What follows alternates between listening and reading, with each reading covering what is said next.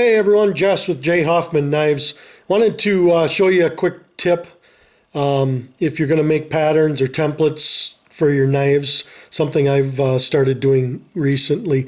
Actually started making templates about a year ago of knives that I wanted to be able to somewhat repeat. None of my knives are exactly the same. They're not water jet or anything. I shape them all freehand, but it's nice to have a pattern to start with. So I used to make them out of plywood, and I found out plywood kind of sucked. It number one, it's splintered, and just wasn't real smooth, and wasn't ideal for making templates. So I got some of this stuff at the hardware store. I have no idea what it is. I needed to make a countertop for my wife's workbench, and went to the hardware store looking for something, and the guy said, "Boy, do I have just the thing for you." It was like a 4 by 6 foot sheet for $8, I think. I have no idea what the stuff is. I asked him what it is, and he said he wasn't really sure. It's some kind of plastic, but it doesn't melt when you grind it or cut it.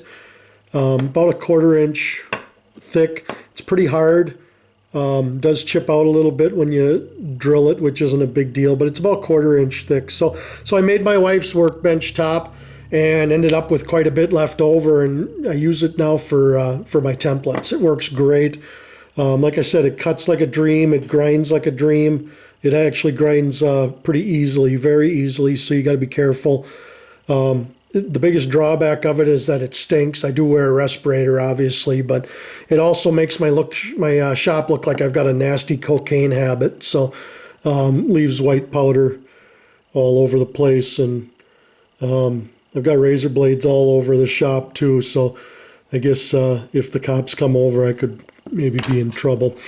One thing I did was I listed all of the names, or what I call the pattern, and then on the back I went to a piece of graph paper and lay them out on the graph paper, draw them out, and then I measure what my minimum size for bar stock is for steel. So this muck knife, which is a very new pattern for me. In fact, I haven't even completed one yet. I know I can get away with 1.5 inch wide steel, 11 inches thick, or I'm sorry, 11 inches long, whatever thickness I want. The utility knife, I know I can get away with 9.5 inches of 1.25 inch wide. The camp knife, I know I need 2 inch wide and 11 inches. So this helps me figure out when I'm ordering steel what the sizes are that I need for my steel, whether I need 1.5 inch or 2 inch.